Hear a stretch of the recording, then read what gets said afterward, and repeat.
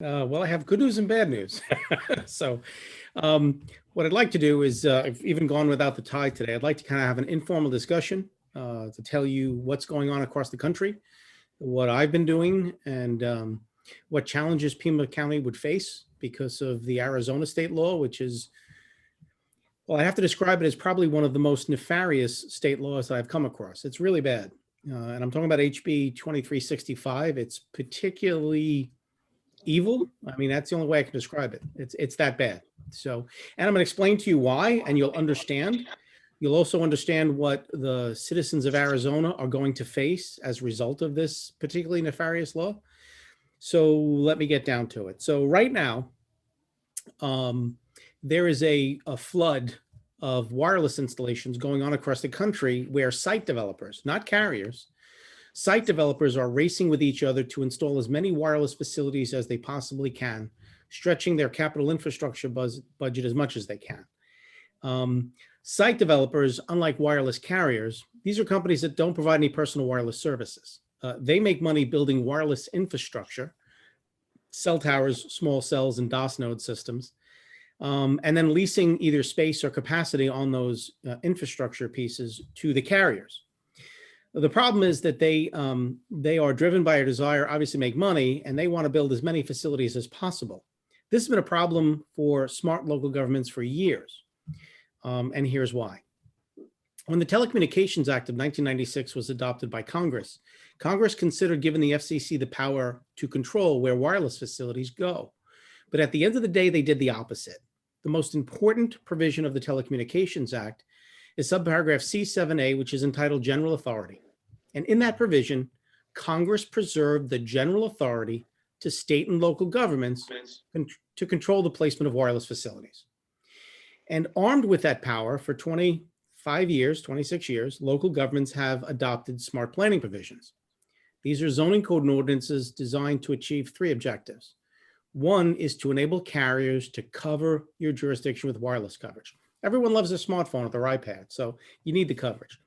At the same time, minimizing the number of facilities you need to provide that coverage.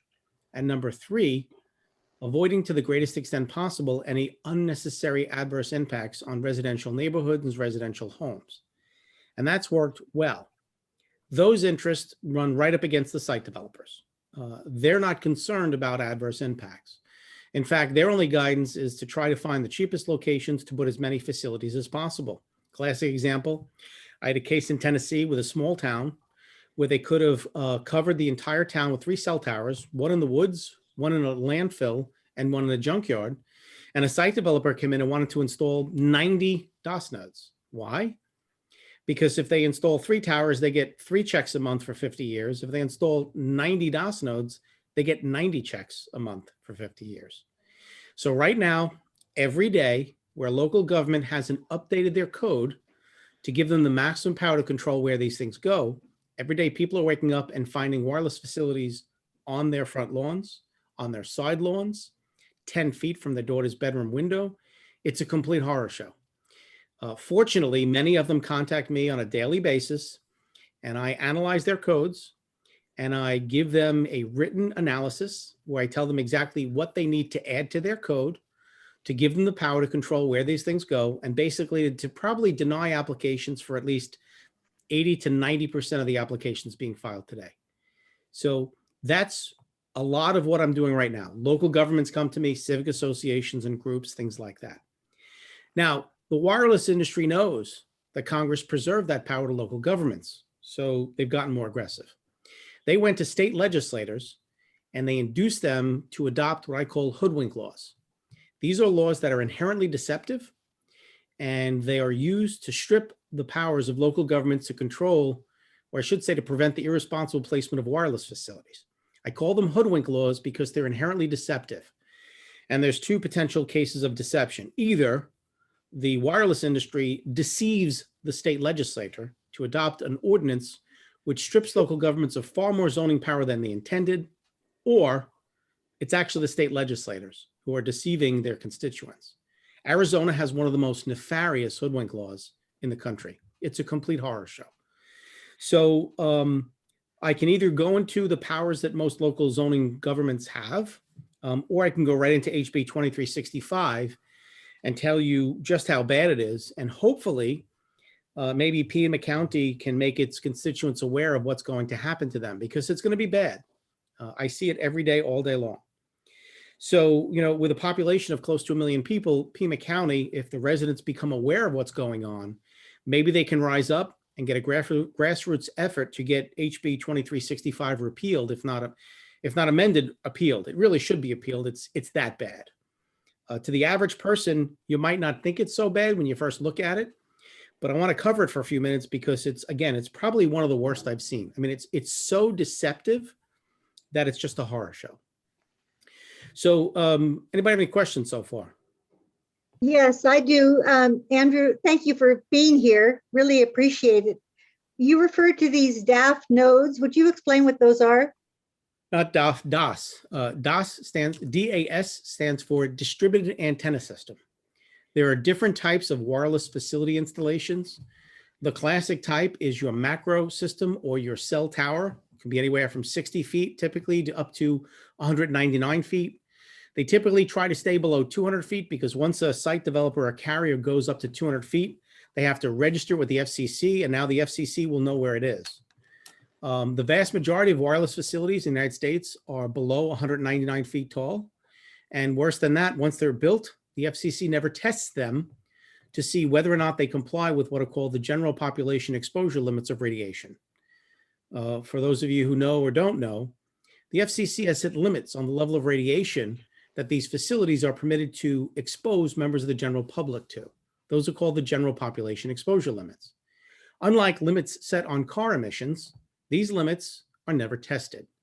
So as long as they build a facility less than 200 feet in height, the wireless industry can put up wireless facilities and the FCC has no idea where they are and no idea what level of radiation they're exposing people to. That's the real world we live in today. We've had them tested. We've had many where they're exceeding the FCC's limits by huge amounts. And by the way, there's a battle going on right now. There's a case pending before the United States Circuit Court of Appeals for the DC Circuit, where there's a lawsuit. They're trying to force the FCC to revisit those standards because many people believe they're dangerous. I'm not getting involved in that battle right now. I've got plenty of other battles to deal with. So right now I've been really working with local governments, exerting their power, preserved to them by Congress, to control where these things go, to minimize the number of facilities you need in your jurisdiction, and to avoid unnecessary adverse impacts on residential homes and communities. But unfortunately, with HB 2365, some really underhanded stuff went on. So I just want to go into this. It won't take long, but it's just, it always shocks me when I see something as bad as this law. So it's easy to see when there's a hoodwink law. And again, hoodwink meaning deceptive, because every hoodwink law typically has 2 or 3 of the same types of deceptions. And the first thing you want to look for is the word co-location. Okay. What the wireless industry will do when they want to induce a state legislature to adopt a deceptive law is they misrepresent what the law is designed to accomplish. They'll go to the state legislator and say, look, we understand NIMBY. We know people don't want cell towers in backyards, but we really want to facilitate an expedited rollout of 5G. We're only talking about on main roads, on existing utility poles. We're just going to put these little boxes up. So we're talking about small wireless facilities, physically small in size. We're talking about in the public right-of-way, meaning on the main road. And we're talking about co-location. We're not going to put up new poles. We're just going to add these little boxes to the existing utility poles. It's not going to bother anybody. When they actually draft the code as to the state law, it is nothing even remotely resembling that. HB 2365 is drafted to enable the most unscrupulous site developers to build cell towers on people's front lawns. That's how bad this law is. So I'll give you some of the easy things to point out. So the first deception contained in this law is use of the word co-locate. I'm going to tell you why it's in here. The only reason the words co-locate and co-location are contained in HB 2365 are to deceive readers. That's the only reason it's here, and here's why. Within the realm of zoning for wireless facilities, co-location has a specific meaning. Here's what it means. Co-location occurs when one wireless carrier has a facility. Let's say, for example, AT&T is a 150-foot cell tower. Now, Verizon comes along and they need to install new antennas to transmit their signal. Co-location involves a situation where Verizon says, you know what, town, we don't need a whole nother tower. We'll just put our new antennas on AT&T's existing tower. We will co-locate our transmitters on their tower. What you do, what you achieve by that is you minimize the number of towers you need to provide wireless service in the jurisdiction, and the use of of properties has not changed, meaning at the end of the day, there's still only one property that's being used for a cell tower. That's what co-location means. When you look at 2365, they add the word co-location and define it to mean install, mount, maintain, modify, operate, or replace wireless facilities on or adjacent to a wireless support structure. It doesn't say add it to an existing pole. It does not limit it to an existing pole. In fact, what it says is they can put it anywhere on anything as long as it's strong enough to hold the antenna. When it says they can build it on or adjacent to a wireless support structure, if you look at the definition of wireless support structure, it means anything so long as it's strong enough to hold up the antennas. So this has nothing to do with co-locating on an existing pole in a right-of-way. Now, what about right-of-way? What is a right-of-way? Do you think it's only main roads? The definition of right-of-way in this law includes roads, streets, sidewalks, alleys, and utility easements. If you have electric power run to your house, there is a public utility easement on your private property. Site developers use this to put cell towers on people's front lawns. So when it says, oh, only in rights of way, that's intended to be deceiving, basically. It's to mislead a reader to believe they're only thinking about putting it in main roads or on main roads. Nothing could be further from the truth. Then, best of all, they use the definition for small wireless facility. Once again, this is in no way, shape, or form limited to wireless facilities that are physically small in size. Now, this is not the worst definition, but it's a bad one. So when you look at what's a small wireless facility, the definition says, well, it's a facility where each antenna is enclosed in a housing of no more than 6 cubic feet.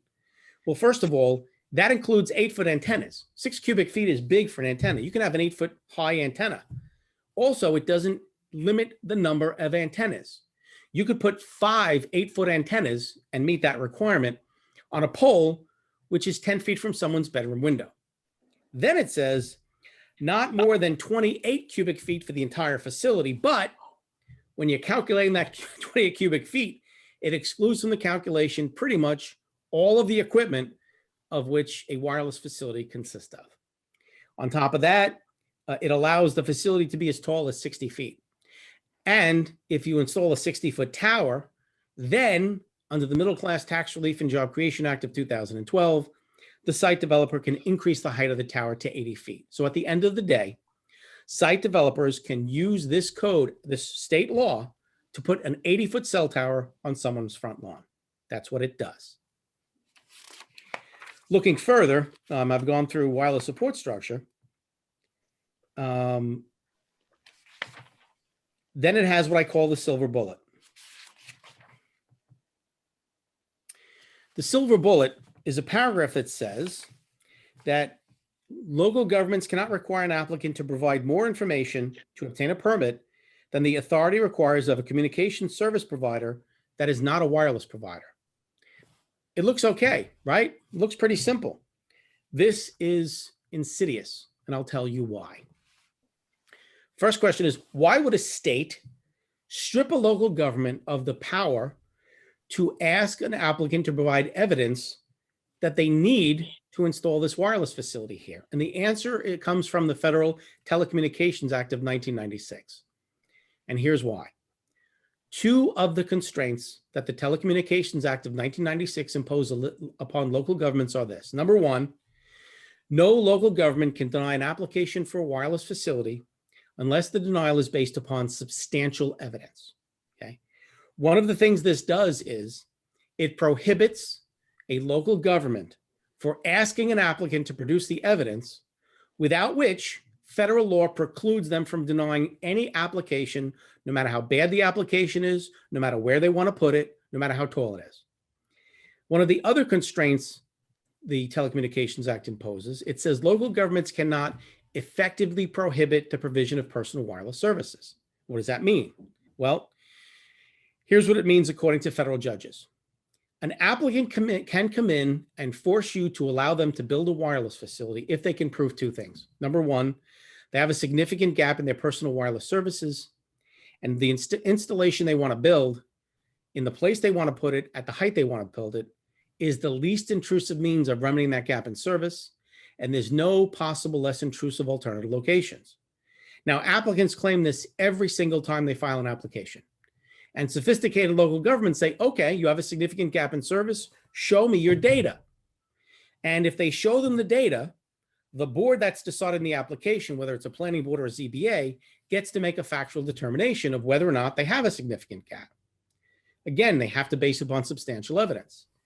This state law prohibits the local government from asking for them for that evidence. And without that evidence, federal law says they can't deny the application. That's how insidious this is. And ask yourself, why would a state ever do that? Why would they strip a local government of simply the ability to ask for evidence to support the application? That's why this is, I can only describe as insidious. So are you saying that this is the state law which stipulates that City of Marana cannot ask for evidence? Yep. Okay. They are, get this, the state is prohibiting local governments for asking for evidence without which federal law prohibits you from turning down any application for any wireless facility. Why would the state do that? I have another question. What is the name of that federal law you just mentioned that allows these carriers or builders to increase the height to 80 feet? The Middle Class Tax Relief and Job Creation Act of 2012. Thank I you. believe the relevant provision is section 6409, subparagraph A. Thank you. Now, what that law says is once a facility is built, the owner of the facility can increase the height of the facility, add antennas, and increase power output, so long as the increase in the height of the facility does not significantly increase the overall size of the entire wireless facility. The FCC has interpreted that language to mean they can increase the height up to a maximum of 20 feet, and local boards are prohibited from stopping them. Andrew, this is Tom Drzgowski. I'm with Pima County, Chief Zoning Inspector. I'll just comment on that real quick. Elizabeth, where that would become a scenario where we see it is we go through a public process where someone can build an 80-foot tower. Neighbors are noticed, they build the tower, come and build it. 3 years later, they come in and they're allowed to expand it, irrelevant of what hearing administrators or things like that applied at the time. So it does, add hurdles for us as we go through public processes, because then they can be undone by this increase expansion that was passed in that law. Sorry, Andrew, for interrupting. That's okay. No, you're absolutely correct. The problem is with the 5G rollout, that happening, the percentage of cases within which that happens has increased exponentially. It's just, you pretty much have to assume that when it gets built, at the end of the day, it's going to be 20 foot higher than what they told you. It's happening all over the country. Every day, some local government calls me and says, hey, we approved the 140 and we got a 160. What's going on? So that's what I'm up against. And then finally, this has what I call the bulk filing rule, which is another insidious provision. It basically says that an applicant can file one application for an unlimited number of facilities. And the local government then has to make a decision within 60 days. If they don't, it's deemed approved. They don't have to go to court. They don't have to do anything. That means that they can file one application for 100 facilities, 20 cell towers, 40 small cells, and 50 DOS nodes. And the local government has 60 days to process those applications, or they're automatically all deemed approved. Again, why would a state do something like this? So unfortunately for Pima County, you are faced with one of the worst, shouldn't say one, two of the worst state laws you can possibly have, because when you add to this SB 1487, which says, by the way, if you violate our state law, we cut off your state funding. It's a horror show. So the best thing that Pima County can do is make its 980,000 citizens aware of the fact that the state has a completely insidious state law. And as a result, they should expect that at some point in time, they're going to start waking up to see wireless facilities on their front lawns. Not necessarily cell towers, but I have seen that. But they'll put equipment boxes, they'll put all types of stuff there. But never before have I ever seen it this bad in 28 years. Every day someone says, they just put a facility 10 feet from my front door or 8 feet from my daughter's bedroom window. It's a horror show. So what can we do? well, one of the things, as people are starting to wake up and find these things, there in some states, there is a groundswell of opposition. People are becoming aware of this. They're also becoming aware of the fact that the FCC never tests them. And the wireless companies know that. So they have these things. It's bad enough to see it 10 feet from your daughter's window. It's another thing to be made to understand that nobody's testing it, so nobody knows what level of radiation it's exposing your child to when they sleep in bed for 8 hours every single night. So there, in many states, groundswells, there are grassroots efforts to go and now approach and confront the state legislators. One of the things I do tell local governments is, you can go ahead and you can draft the most comprehensive local zoning ordinance, which gives you powers that even this wouldn't let you exercise. And what you do is you put in a survival clause and you say, look, to the extent this would conflict with any state law or federal law, then any provision which conflicts is invalid. However, to the extent that anything in this law does not conflict, it applies.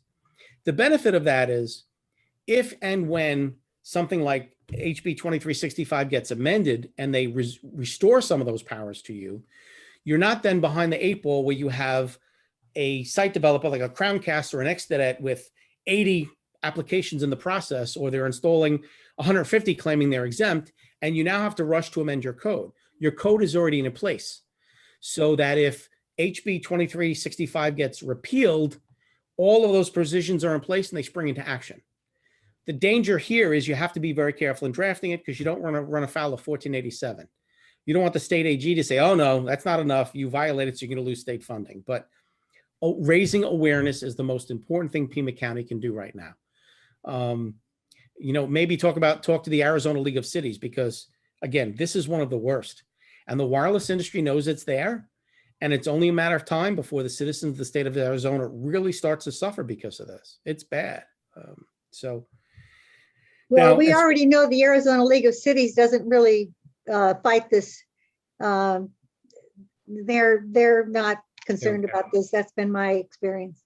Well, every day you can go online and you can look at stories of and video images of people going to their local newspapers and saying, look at this thing. They put a 60-foot tower literally right in front of my front door. You have to try to raise awareness, because if you don't get this thing amended or repealed, you're going to be totally stripped of the power to protect your constituents, and it's going to be bad. So now, in those jurisdictions where they don't have laws, like in New York and California, we've been able to defeat this. The most important thing to do is grasp the power that Congress preserved to you. And there's really 2 things you need to do that. The first thing is you adopt permit requirements for all wireless facilities, and you set the criteria for granting or denying those applications, and you codify the legislative intent. So a smart local government will say, look, we want to adopt what are called smart planning provisions to avoid unnecessary adverse impacts, like adverse aesthetic impacts, reduction in property values, have safe fall zones. And so you set up the criteria under which your planning board would grant or deny things like a use permit, special use, conditional use permit. Okay. But of equal import, you then must give them procedural guidelines so that when they're deciding those applications, they know how to comply with the Telecommunications Act. Because if you don't give them those guidelines, which, by the way, every wireless company knows, you're throwing your planning board to the wolves because they don't know what they're supposed to do. So, for example, if an applicant comes before a planning board and says, I want a special permit to build a 150-foot cell tower, and you must give this to me because I have a significant gap in service, and this lease intrusion means of remedying that gap, you must let your board know, number 1, what factual determinations they are required to make under the Telecommunications Act. The good news is, under federal law, number 1, your local zoning code gets to codify the grounds under which these applications can be denied. Your local code can provide that the body that makes the decisions as to whether or not the applicant proves anything is your local board. Your local board can dictate to the applicant what evidence they have to provide, and they also decide what weight to give the evidence. So for example, when they submit a propagation map, which they generated with computer software, your planning board doesn't have to accept it as gospel. They can say, you know what? I know that in August of 2020, the FCC said they're not accepting propagation maps anymore without hard data to back it up. So I want a drive test, which is what you want to do, because then you can prevent the irresponsible placement of wireless facilities. By the same token, when they send you an FCC compliance report, for most jurisdictions, it might as well be written in Greek, because most local governments don't know how to read an FCC compliance report, and many times they're fraudulent. So your code can give simple guidelines. For example, you can require that on an FCC compliance report, they tell you which set of FCC standards they're claiming to comply with. I've seen applicants go in and say to a board and testify before them, oh yeah, the radiation levels are going to be within the FCC's limits. But what they didn't tell the board was they were referring to the wrong set of limits. Or they play the false distance game, where they calculate the level of radiation that the tower is going to expose people to by saying that the closest anybody's going to be able to get to the tower is a mile away. So the entire calculation is false. So there's lots that can be done to vest you with the maximum power to control where these things go. It doesn't mean you have to turn down every tower or every application. In fact, you don't want to. You know, cell towers are a necessary evil, no less than a sewage treatment plant. But just like a sewage treatment plant, just because they're necessary doesn't mean you put them anywhere they want to put them, because they look for the cheapest location, not the least intrusive location. So now that I've yabbled on for about 35 minutes, if anybody's still awake, I'd love to hear any questions you may have.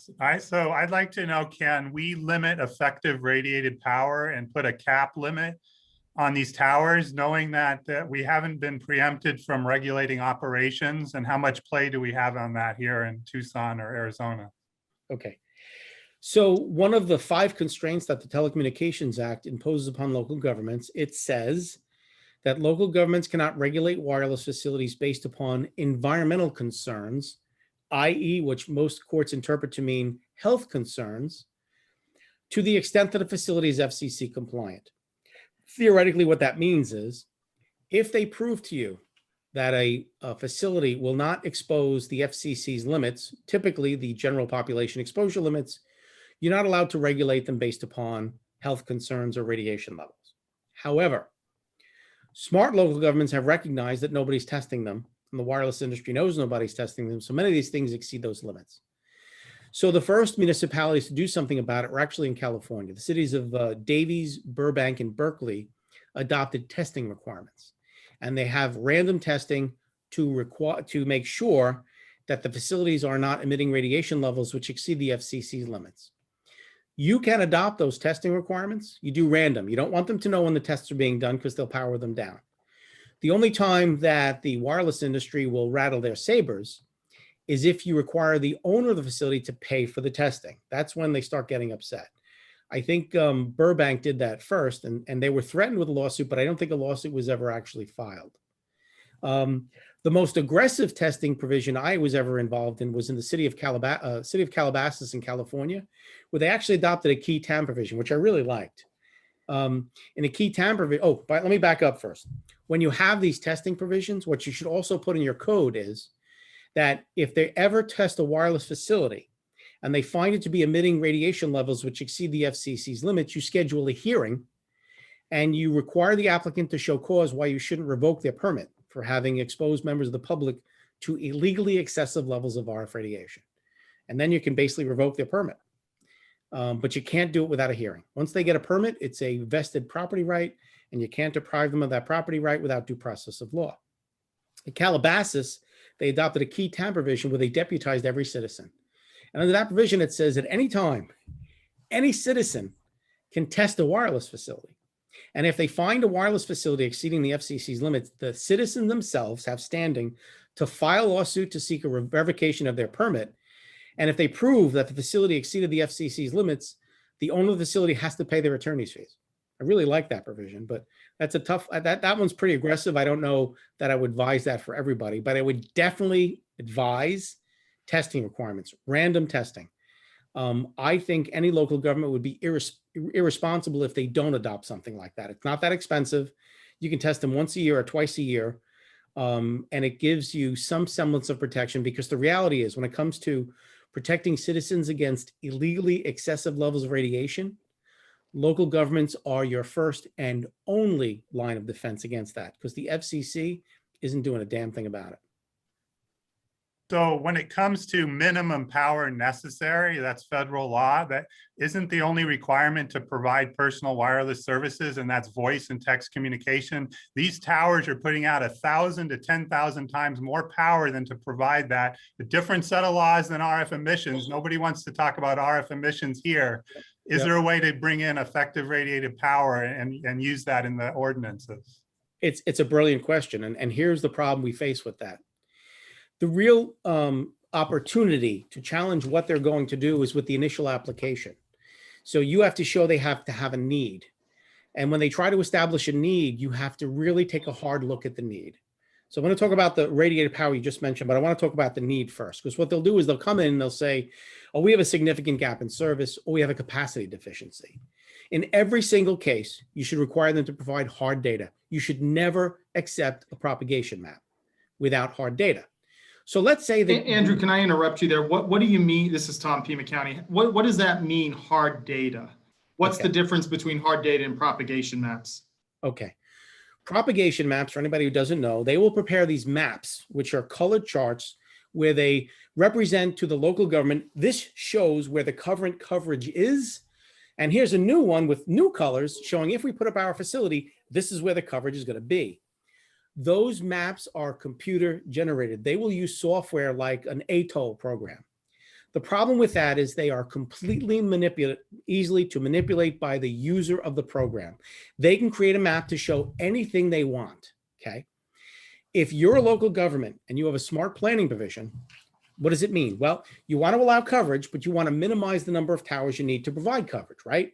So if they want to put up a new tower because there's gaps, it is critical that you understand and get probative evidence to show where those gaps are. So if we're talking about a gap, what most local governments do is require them to do a drive test and give them the actual data, not the map created with the data, because they always manipulate the data when they convert it into a map.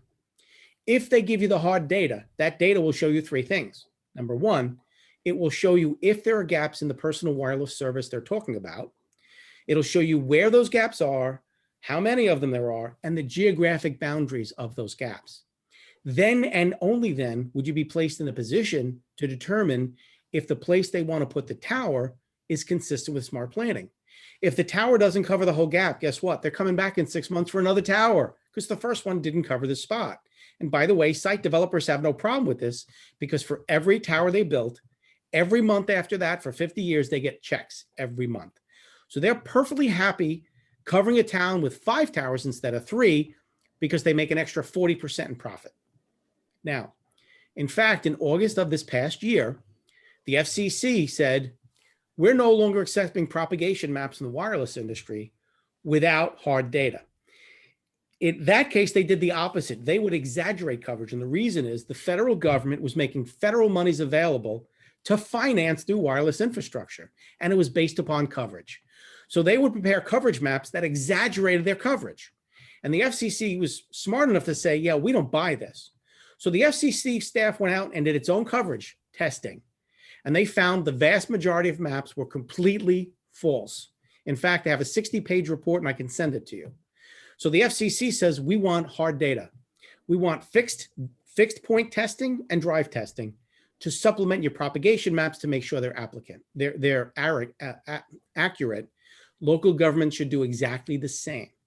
Now, what if the claim that they need it for is for a capacity deficiency? It's even easier. Capacity deficiency, unlike significant gaps in service, doesn't mean there's geographic areas with no coverage. That means they have coverage, but at peak periods, the system can't handle the volume of calls, so calls get dropped. Hard data is easy as heck to provide. Any carrier can go on their computer, type in keystrokes, and they can print out a report for any geographic area, for any chronological period in time to show you all dropped calls. So if they say we have a capacity deficiency on Smith Street, good. For the period of March through May 31st of 2021, give me your actual drop call records. If they don't, It's because they don't have a capacity deficiency. That's the hard data. It's easy. And the wireless company's data is not going to be false. They're not going to falsify drop call data. Now, as far as the power output, here's the problem. So now they come in, they say they want to build it. You make sure that they actually need it here to cover a gap in service.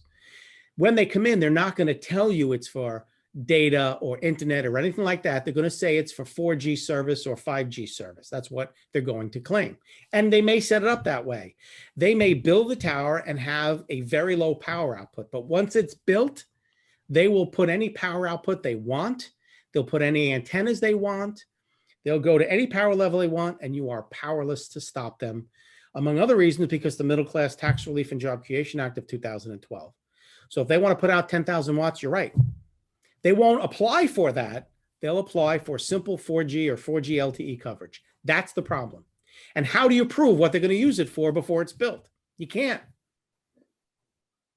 So it's an excellent question, Mr. Witt, but that's the problem you face. How do you address that in your code? And the answer is you can't.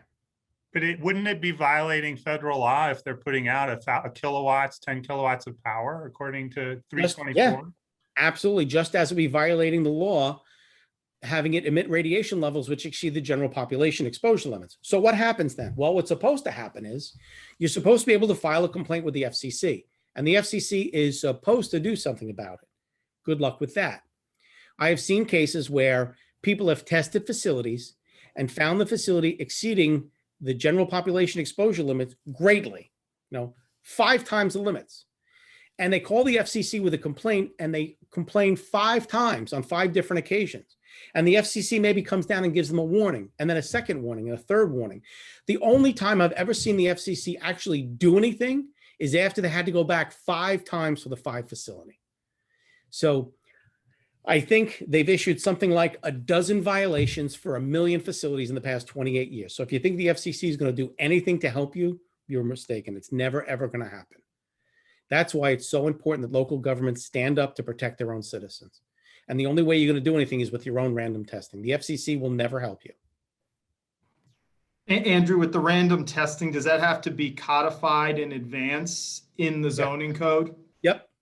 Not only that, but you want to codify what evidence you can ask the applicant to provide. There's federal case law now where they'll ask for certain types of evidence like a drive test, and the carrier will file a lawsuit and say, you know what, Judge, they can't turn it down because we didn't give drive test data because their code doesn't say that we have to produce it. And some federal judges have ruled in their favor. So one of the things I tell them in their code is codify that your local board, whether it's the planning board or ZBA, can require them to produce hard data in the form of drive test data or fixed test data or drop call records, whatever you think is appropriate. And just to make sure everybody on the call understands, we're talking outside of the right of way now. We're talking about the discretionary approvals on private property that are subject to public hearings. Sites subject to 2365 are not subjected to any of this. Yeah, they stripped so much of your power. It's ridiculous. I mean, it's just, it's really, I have to use the word insidious. It's that bad. It's just. And so these are your sites on football field, ball lights, football field lights. Well, this is not supposed to apply to cell towers, remember. So you can try to apply it to all cell towers and let the wireless companies claim otherwise. But we generally, I think, agree with a lot of the things you said about 2365. Only in that we have to abide by it and it takes away our regulations.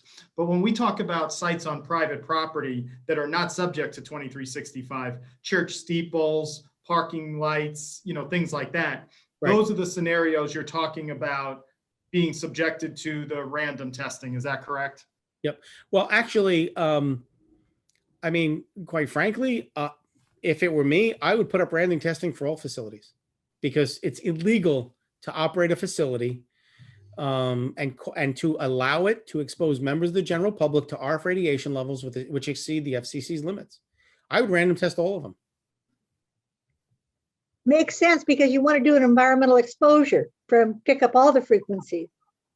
I mean, one of the good parts of small cells and DOS nodes is they do tend to be installed at much lower elevations than macro cells, and they have lower power outputs. The problem is many of them are installed so close to people's homes and at elevations close to second-story bedroom windows. The problem with that is the closer you get to being on an even plane with the transmitter, the closer you get to being exposed to the maximum level of radiation emanating from that facility.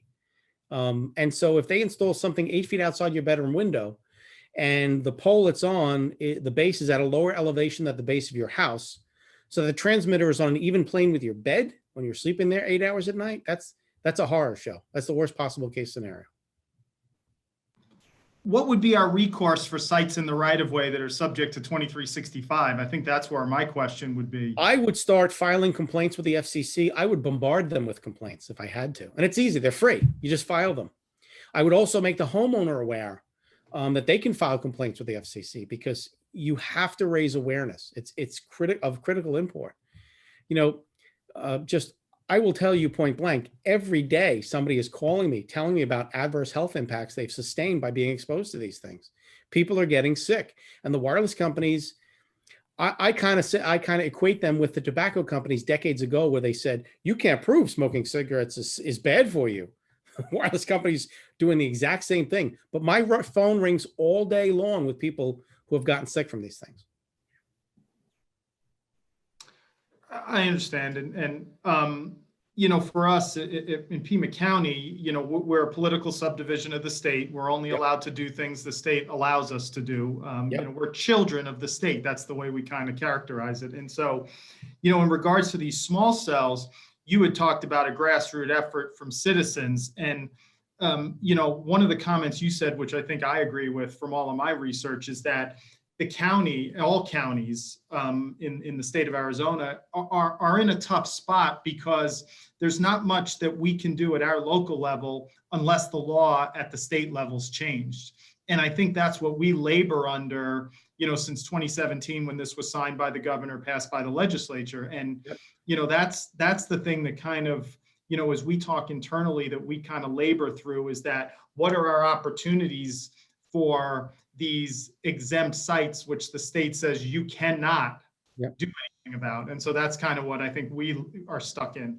Well, the good news is that the state legislation is not written in stone. In New York, I've been lecturing to the New York State Association of Towns and the Conference of Mayors for 13 years. And the wireless industry tried to get the same stuff passed in New York. And the towns and municipalities got together and made their voices heard in Albany, and they've been able to kill it up until now. And the wireless industry just keeps exerting more and more pressure. But right now it's 2021, and we don't have a law like this. State of California also doesn't have one like this. In similar vein, even though it's there, it's not written in stone. If enough voices are heard up in your state capital, you can get this thing overturned. Yeah, the wireless industry will throw a ton of money lobbying to make sure it doesn't happen. But if enough people get up and scream and yell, and let their state officials let them know that there'll be a movement to vote them out of office if they don't do the right thing, that's up to the people of the state of Arizona. But people are going to start to wake up and find these things in ridiculous places, and hopefully that'll change things. And in Southern Arizona, that's starting to occur. Probably within the last 6 months now to a year, these are starting to propagate the area, more specifically in the city of Tucson, the major metropolis area. But they are starting to spread into the county also, where they're going up by right with no notice to neighbors and subject to meeting the state laws. Yep. And it's also services. They want to make these things so advanced that you'll be able to disconnect. You won't need your home internet anymore. You won't need any hardwire. There's a lot of people trying to fight for fiber optics, because if you put in the advanced fiber optic lines, they don't need these things. But it is what it is. So I wish I had better news for you, but you're not without some recourse and some power. But certainly a campaign of awareness to raise awareness of your constituents certainly couldn't hurt you, and I think your constituents would adore you for it, quite frankly. So that's the best I can tell you right now. Andrew, would you mind commenting on the new FCC OTARD rule that's being challenged in court right now? Yeah, that's a mouthful. I don't think that'll stand up. The last major FCC interpretation that I was dealing with was the one reviewed by the Portland case, City of Portland. As I mentioned, when you talk about an effective prohibition, For the past 25 years, federal courts have said that for an applicant to claim that a local government has to approve a facility because denying its application would effectively prohibit them from providing personal wireless services, they have to prove significant gap, least intrusive means. The wireless industry went to the FCC and tried to get them to reinterpret that provision of the code, and the FCC has tried to do so. So they come up with a decision in August of 2018 where they say, yeah, for small cells and DOS nodes, we don't think they have to prove those things. We think they just have to prove that they need the facility for a new service or to enhance an old service. Well, the good news is that federal courts, the district courts, are bound not by that FCC ruling, but by the ruling of the federal courts. So Crown Castle, one of the biggest site developers, who was cited 46 times in the FCC ruling, came to New York and tried to argue to a judge that this was the new standard. And the federal judge said, no, we federal judges are bound by the Second Circuit Court of Appeals, and the standard that I just told you is still the standard. So they can try to get the FCC to create new law, but that's not the FCC's job. In fact, one of my favorite quotes from one of the federal judges in my circuit said, it's not up to the FCC to put words in the Telecommunications Act that aren't there. So I'm pretty comfortable with what I tell you. I've been a litigator for 28 years. I've been admitted to federal courts in something like 23 states. So I'm pretty comfortable that what I'm telling you is accurate. So you're saying this current court appeal filed by the Children's Health Defense will result in overturning that rule?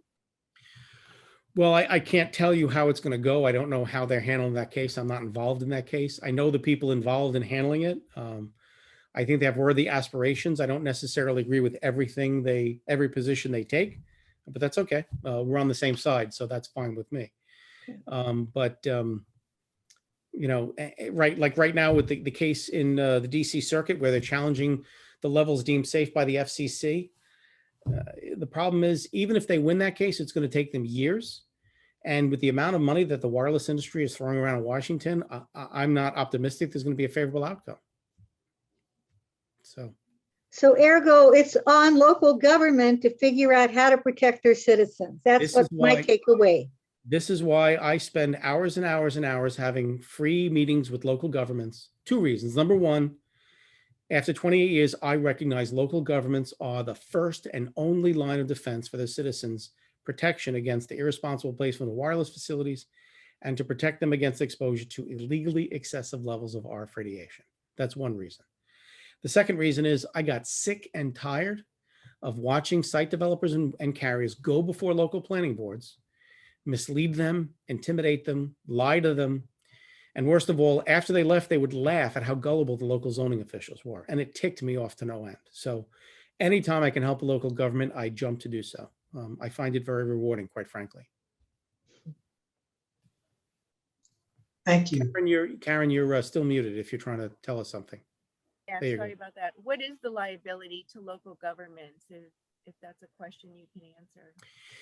Yeah, a lot of people have asked me, you know, they think a silver bullet is to require applicants to provide insurance so that if somebody gets sick or hurt or, you know, and they know that the insurance companies won't cover this. They'll do an exclusion for pollution liability, which would be RF radiation.